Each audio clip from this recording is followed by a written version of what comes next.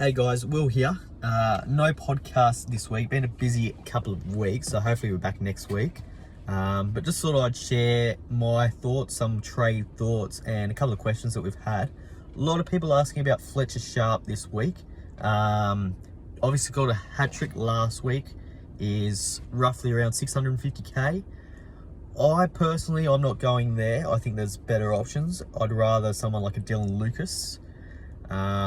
Just a bit better base, a bit more, I don't know, I just like the look of him a little bit better. I'm not convinced with the Knights attack yet. I know they did really well last week, but it was kind of against a reserve grade South side that was missing, half their squad. So I'm not taking too much away from that. I want to see a bit more from them first before I get too involved with the Knights attack, and getting someone from the Knights that is, he's got a solid floor of probably low 40s, high 30s, but you want the attack from him, and you just don't know if the Knights are going to keep that up. So I'm not too sold on him. Purdue, a lot of people selling him. I'm happy to sell him. Break even's around 100. He's made so much money.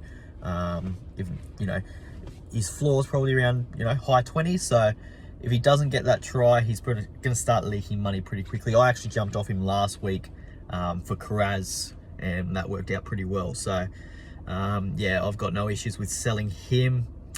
The other ones are obviously the fullback options. Sorry, the hooker options. Everyone wants a hooker.